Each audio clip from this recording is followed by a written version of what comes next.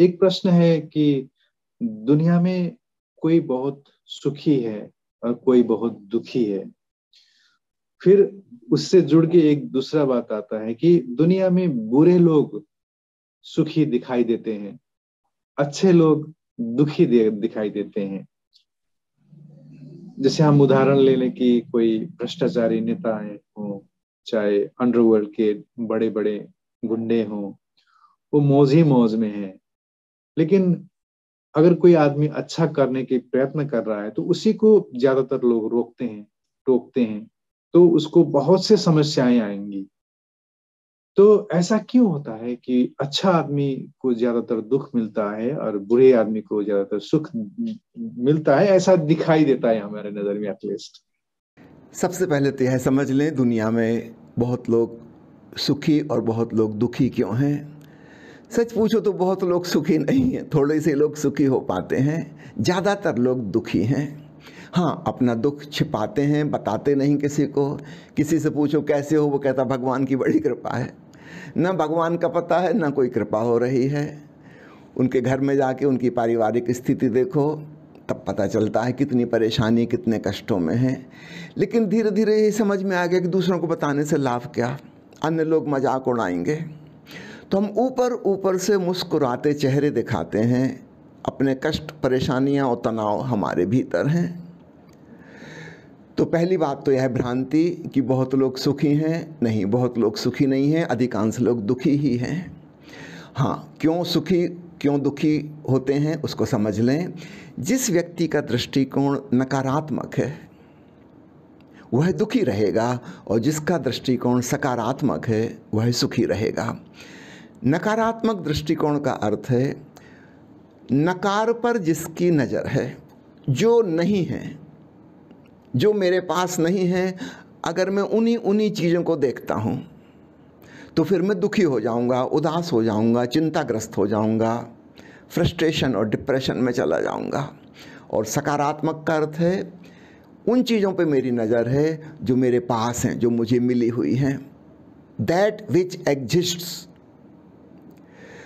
तब मैं सुखी हो जाऊँगा, प्रसन्न हो जाऊँगा। तो नकारात्मक अर्थात जो नहीं है, नॉन एग्जिस्टेंट, जिसका अभाव है, जिसकी कमी है, उस पर नज़र, तो मैं दुखी हो जाऊंगा। अधिकांश लोगों की नज़र हमेशा उन चीज़ों पर है जो उनको उपलब्ध नहीं हो सकी। एक गरीब आदमी सोचता है कि मैं अमीर हो जाऊं तो सुखी हो जाऊंगा। एक अशिक्षित व्यक्ति सोचता है कि ऊंची ऊंची डिग्रियां हासिल कर लूं तो सुखी हो जाऊंगा। अविवाहित व्यक्ति सोचता है विवाहित हो जाऊं तो सुखी हो जाऊंगा, और विवाहित आदमी सोचता है मर ही जाऊं तो शायद सुखी होऊंगा, और कुछ रास्ता नज़र नहीं आता। हमेशा नज़र उन चीज़ों पर है जो हमारे पास नहीं है। जिससे विवाह हो गया वह पति या पत्नी तो दिखाई ही नहीं देती, नज़र पड़ोस पे पड़ती है। एक महिला अपने पति से कह रही थी कि तुम हमेशा अड़ोस पड़ोस की दूसरी औरतों को क्यों देखते रहते हो। उस आदमी ने कहा कि क्या करूं, आदमी को अपनी गलती दिखाई नहीं देती, दूसरों की गलतियां नजर आती हैं। हमारा जिससे विवाह हो गया उसको तो हम मानते हैं गलत, वो तो ठीक है ही नहीं। हमारे पास जो भी है, हमारे पास जो मकान है वो ठीक नहीं है, और दूसरा मकान होना चाहिए इससे बड़ा, इससे ज़्यादा सुंदर। मेरे पास जो कार है वह बिल्कुल बेकार है, मेरे पास जो मोबाइल है उस आउट ऑफ डेट हो चुका, नया वर्जन चाहिए। हमेशा उन चीज़ों पे नज़र है जो मेरे पास नहीं है। मैं वहाँ पहुँच जाना चाहता हूँ जहाँ मैं नहीं हूँ। गांव का आदमी शहर में जाना चाहता है, शहर का आदमी महानगर में, राजधानी में जाना चाहता है। दिल्ली बम्बई का आदमी यहाँ भारत में, अमेरिका और कनाडा में जाना चाहता, वो भारत में रहना ही नहीं चाहता। पंजाब के बहुत सारे लोग कनाडा में जा बसे हैं। धीरे धीरे पंजाब खाली होता जा रहा है, खालिस्तान हो जाएगा, खाली स्थान, सब कनाडा चले जाएंगे। मैं जब पहली बार नेपाल से जापान गया था तो वहाँ पर एक बड़ी मज़ेदार घटना घटी, वो आपको बताऊँ। एक सज्जन मिलने आए थे, तो जो ट्रांसलेटर थे बीच में, जो जापानी से अंग्रेजी करके मुझे समझा रहे थे, उन्होंने उनका परिचय बताया कि बहुत बड़े इंडस्ट्रियलिस्ट हैं, काफ़ी धनी धनाढ़ व्यक्ति हैं यहाँ के, टोक्यो के, इनकी कई चेन स्टोर्स भी हैं। फिर उन्होंने अपनी समस्याएं कहीं कि वो बहुत ज़्यादा डिप्रेशन में जीते हैं, डिप्रेशन की दवाएं भी काम नहीं करती, सुसाइडल टेंडेंसी पैदा हो गई है, 1-2 बार वो आत्महत्या का प्रयास कर भी चुके हैं लेकिन असफल हो गए। तो मुझसे पूछ रहे थे क्या करें। मैं इनका हद हो गई, जापानी होके, परफेक्शनिस्ट होके, और तुम आत्महत्या करने में असफल हो गए। मैंने कहा ठीक है, मैं डॉक्टर हूँ, मैं आपको बताता हूँ कैसे सफल हुए। वो घबरा गए, बोले नहीं नहीं मैं मरना नहीं चाहता। मैं समझा कि आप मरने का उपाय मुझसे पूछ रहे हैं, मैंने मजाक किया उनसे। कहने लगे नहीं नहीं मैं जीना चाहता हूँ, लेकिन बीच बीच में मरने की इच्छा पैदा होती है। मैंने पूछा किस कारण से? वो कहने लगे मैं बहुत ही दीन दरिद्र हूँ, मेरे पास कुछ नहीं है, भिखमंगे की हालत है। तो मैंने ट्रांसलेटर से कहा कि आपने इनका इंट्रोडक्शन देते हुए बताया था कि इनकी कई फैक्ट्रियां हैं, चेन स्टोर्स हैं, अमीर आदमी हैं। तो ट्रांसलेटर ने कहा कि पता नहीं ये क्यों कह रहे हैं कि बड़े दीनहीन हैं, भिखमंगे की हालत है, इनके पास कुछ है ही नहीं, इनके पास तो बहुत कुछ है। मैंने कहा एक बार कंफर्म करो, कहीं हमारे समझने में कुछ गलतफहमी, मिसअंडरस्टैंडिंग तो नहीं हो रही, ट्रांसलेशन में कुछ भूल तो नहीं हो रही। तब उन्होंने विस्तार से बताया। वो कहने लगे ये ट्रांसलेटर जो है ये तो एक अंग्रेजी स्कूल का टीचर है, इसकी दृष्टि में मैं बहुत अमीर हूँ। ये तो अध्यापक है, छोटी सी इसकी तनख्वाह है, इसकी दृष्टि में मैं बहुत अमीर हूँ, अरबपति हूँ। लेकिन मैं जिन लोगों से तुलना कर रहा हूँ, जापान के वो सुपर रिच लोग, उनकी तुलना में मैं भिखमंगा हूँ, क्योंकि वे लोग मंगल ग्रह पर बस्ती बसेगी भविष्य में कभी, वहाँ पर रहने का इंतजाम कर रहे हैं, योजना बन रही है मंगल ग्रह पर ज़मीन खरीदने की, वहाँ कॉलोनी बसेगी। यद्यपि होगा बड़ा मुश्किल, पानी भी यहाँ से ले जाना पड़ेगा, ऑक्सीजन भी यहाँ से ले जानी पड़ेगी, वहाँ तो कुछ है ही नहीं, न खाने को, न पीने को, न सांस लेने को, बहुत महंगा होगा। लेकिन अमीर लोग उसकी योजना बना रहे हैं कि वहाँ कॉलोनी बसाएंगे, वहाँ रहेंगे। मेरे पास इतना पैसा नहीं है कि मंगल ग्रह पर जाकर रह सकूं, इसलिए मैं सोचता हूं कि सुसाइड ही कर लूं, मर ही जाऊं, यहां जीने से क्या लाभ। अब उसकी पीड़ा समझो। टोक्यो का बहुत बड़ा आदमी है वो, दूसरों की दृष्टि में, क्योंकि दूसरों को वो दिखाई दे रहा है, ये जो ट्रांसलेशन करने वाला टीचर है इसको दिखाई दे रहे हैं उसके चेन स्टोर्स, उसकी फैक्ट्रियां, उसका अरबों डॉलर का बैंक बैलेंस, टीचर की नज़र में। लेकिन उस व्यक्ति की नज़र उन सब चीज़ों पे नहीं है जो उसके पास हैं, उनको वह दिखाई दे रहा जो उनके पास नहीं है। वो जहाँ हैं वहाँ रहना ही नहीं चाहते, वो तो मंगल ग्रह पे जाना चाहते हैं। मैंने उनसे कहा कि आप सुसाइड कर ही लो। वो थोड़े घबराए, बोले आप कैसे साधु महात्मा हैं। मैंने कहा मैं आपको सही बात बता रहा हूँ, आप मर ही जाओ, क्योंकि मंगल ग्रह पे जाके भी आप सुसाइड करोगे। वहाँ जाके पता चला कि बहुत लोग शुक्र ग्रह पे जा रहे हैं, फिर और अमीर लोग हैं वो इस सौरमंडल के बाहर जा रहे हैं, गैलेक्सी में दूसरी तरफ। फिर डिप्रेशन में जाओगे आप, फिर सुसाइड करोगे, तो मंगल ग्रह जाके आप जो अमंगल वाला कार्य करोगे वो यहीं कर लो।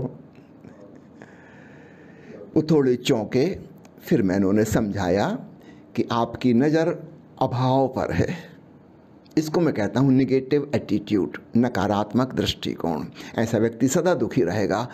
वो टीचर समझ रहा है कि ये सुखी है, वो टीचर गलत फहमी में है, वह सुखी नहीं है, बिल्कुल सुखी नहीं है, वो तो मर जाना चाह रहा है। अभी थोड़े दिन पहले मैंने सुना, कुछ महीनों पहले, अमेरिका का जो सबसे अमीर व्यक्ति है, विश्व का अमीर व्यक्ति, उसकी पत्नी छोड़ के चली गई है, तलाक दे दिया उसने, क्योंकि इस आदमी के साथ सुखी नहीं रह सकते। सबसे अमीर व्यक्ति है वह दुनिया का, उसकी बीवी ने तलाक दे दिया। आपको लग रहा है कि वह सुखी होगा, उसका दाम्पत्य जीवन भी उतना ही दुखी है जितना कि एक साधारण जन का। कोई भी फर्क नहीं पड़ता। अल्बर्ट आइंस्टीन की पत्नी ने तलाक दे दिया था। अन्य स्त्रियां सोचती होंगी काश हमारी किसी महान वैज्ञानिक से, नोबेल प्राइज विनर से शादी हो जाती तो कितना अच्छा होता। जिसकी हुई थी शादी उसका क्या हुआ? नहीं, हम धोखे में हैं कि दूसरे सुखी हैं। पहली बात, कोई अपना दुख बताता नहीं। सामान्यतः है आपको लोगों के दुख सुनना है तो किसी साइकोलॉजिस्ट के चैम्बर में पीछे छुप के बैठ जाइए। वहाँ आप देखेंगे कि तथाकथित सफल आदमी जब वहाँ आते हैं और अपना दुख दर्द मनोवैज्ञानिक को बताते हैं, तब आपको असलियत पता चलेगी कि बेचारे कितने परेशान हैं। अभी कुछ ही महीनों पहले विश्व प्रसिद्ध गायिका लता मंगेशकर का देहांत हुआ। लंबी उम्र उन्होंने पाई और जितने गीत उन्होंने गाए हैं शायद आज तक किसी ने नहीं गाए। वर्ल्ड रिकॉर्ड, इतने सुपरहिट गीत, न केवल हिंदी में बल्कि भारत की अन्य स्थानीय भाषाओं में भी। मराठी में तो बहुत गीत गाए उन्होंने। दुनिया की सबसे बड़ी गायिका। और आपने शायद उनका वीडियो देखा होगा, नहीं होगा तो देखिएगा। मृत्यु के कुछ दिन पहले किसी ने इंटरव्यू लिया उनसे और पूछा, क्योंकि उनकी बीमारी बढ़ती जा रही थी, लग नहीं रहा था कि अब बच पाएंगे, उनसे पूछा कि अगले जन्म के संबंध में आपका क्या ख्याल है। उनके चेहरे पर इतनी पीड़ा प्रकट हुई, उन्होंने कहा कि भगवान ना करे कि मेरा अगला जन्म हो, मैं अब दोबारा जीवन नहीं चाहती, थक गई, बुरी तरह थक गई। इंटरव्यू लेने वाले ने पूछा, यदि मौका मिला तो क्या आप पुनः लता मंगेशकर होना चाहेंगी? उन्होंने बहुत निराशापूर्ण उत्तर दिया। उन्होंने कहा, भूल कर भी नहीं, मैं और कुछ भी बन जाना चाहूँगी अगर अगला जन्म मिलता है तो। अगर मजबूरी है फिर से पैदा होना पड़ेगा, मैं कुछ भी बनने तैयार हूँ, लता मंगेशकर कभी नहीं। लता मंगेशकर दर्द लता मंगेशकर जानती है। दूसरे लोग समझते हैं कि कितनी सफल गायिका, उनके भीतर की बात तो आपको पता नहीं। अल्बर्ट आइंस्टीन ने ठीक यही बात कही थी मरते क्षण कि अगले जन्म में मैं किसी छोटे से गांव में प्लम्बर होना पसंद करूंगा, लेकिन अभी कभी फिजिसिस्ट नहीं बनूंगा, कभी नहीं।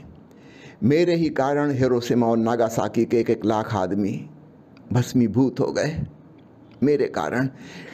गिल्ट फीलिंग, अपराध बोध, इतनी बड़ी हत्या उसी की वजह से हुई। अगर वो अमेरिका में ना होता तो परमाणु बम अमेरिका में नहीं बनता, कभी नहीं बन सकता था। आइंस्टीन की पीड़ा आइंस्टीन जाता है, विश्व के अरबपति की पीड़ा वह अरबपति जानता है। हिटलर दुनिया का सबसे शक्तिशाली आदमी था, सुसाइड करके मरा।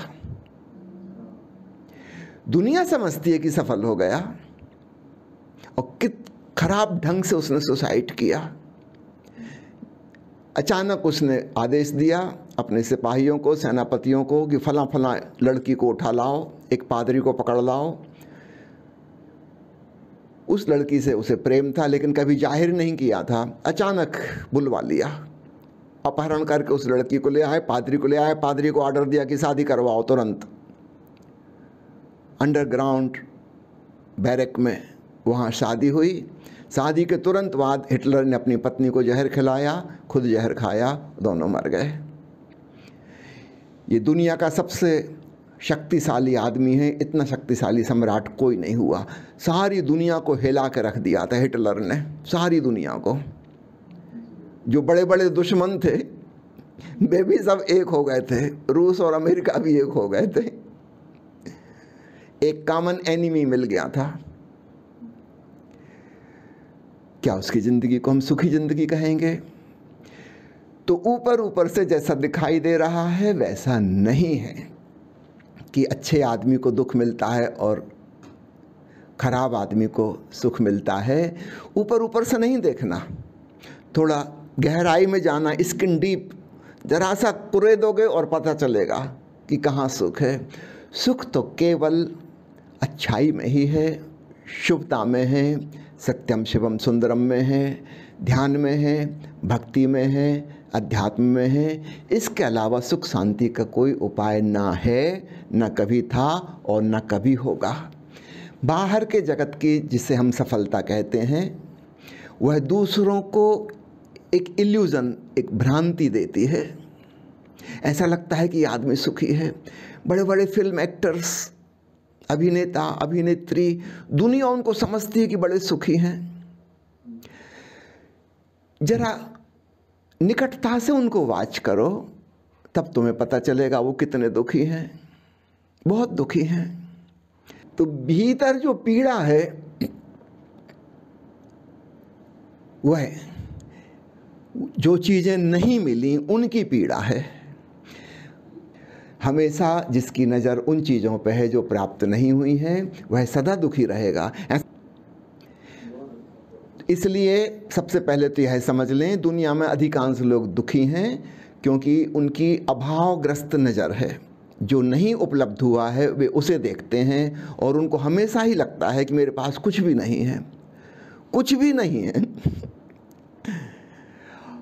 सुखी कौन है? जिसे इस बात पर नज़र है कि मेरे पास क्या है। और ऐसा व्यक्ति तो इतने में भी बहुत खुश है कि मेरी सांस चल रही है, एक सांस और आई, आहा, मेरा कोई हक तो नहीं बनता, मेरा कोई अधिकार नहीं बनता, मेरा हृदय अभी भी धड़क रहा है। What a blessing it is. जो है उस पर नज़र।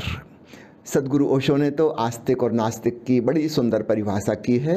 नास्तिक का अर्थ है जिसकी नज़र ना अस्थि पर है, नॉन एग्जिस्टेंट पर, और आस्तिक का अर्थ है अस्तित्व पर, एग्जिस्टेंट पर जिसकी नज़र है। तो मेरे पास क्या है, मैं कौन हूँ, जो इसके प्रति अपनी दृष्टिकोण लाता है वह शांत हो जाता है, वह सुखी हो जाता है। सुख शब्द भी छोटा हो जाता है, कहना चाहिए परमानंद उसे मिल जाता है। और इसके विपरीत जिसकी नज़र नकार पर है वह हमेशा दुखी रहता है। मुझे याद आता है जब हम रजनीशपुरम से वापस लौट रहे थे, बहुत लोग दुखी थे कि इतने साल की मेहनत, सन्यासियों का इतना धन खर्च हुआ इस शहर को बसाने में, वह सब अमेरिकन गवर्नमेंट ने नष्ट कर दिया, वहाँ के रूढ़िवादी ईसाइयों ने नष्ट कर दिया। इतनी मेहनत, 14-14 घंटे रोज काम करते थे, 3 एक्सट्रीम क्लाइमेट वहाँ के, भयंकर गर्मी 49 डिग्री टेम्परेचर, भयंकर ठंड -20 डिग्री टेम्परेचर, और भयंकर बरसात की कीचड़ जिसमें चलना भी मुश्किल था, ऐसी कीचड़। तीनों ही एक्सट्रीम मौसम थे। उसमें सन्यासियों ने इतनी मेहनत की, इतनी मेहनत की, एक मरुद्यान बसा दिया रेगिस्तान में। उसको बिग मडी रेंच कहते थे, बहुत बड़ा रेगिस्तान, कुछ पैदा नहीं होता था वहाँ, उसको हरा भरा कर दिया। दुनिया के सारे सन्यासियों ने अपना तन मन धन वहाँ उड़ेल दिया था, लेकिन अमेरिकन सरकार और ईसाई कट्टरपंथी धर्मगुरुओं की वजह से वह सब नष्ट हो गया। बहुत लोग दुखी थे, मैं प्रसन्न था।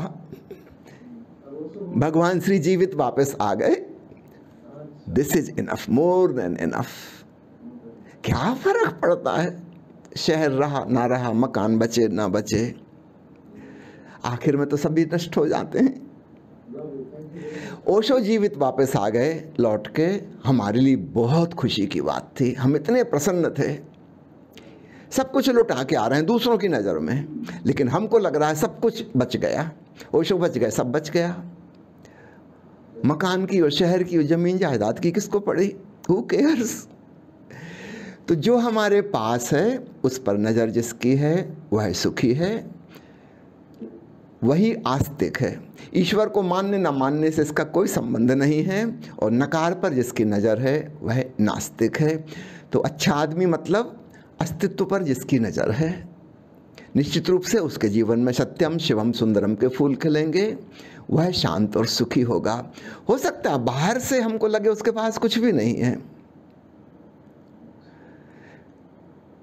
लेकिन भीतर से उसके पास परम संपदा है। और अक्सर हम जिनको समझते हैं सफल, संपत्तिशाली, प्रतिष्ठित लोग, वे भीतर से बड़े दीनहीन और कंगाल होते हैं, क्योंकि उनकी नज़र उन चीज़ों पर है जो उनको नहीं मिली।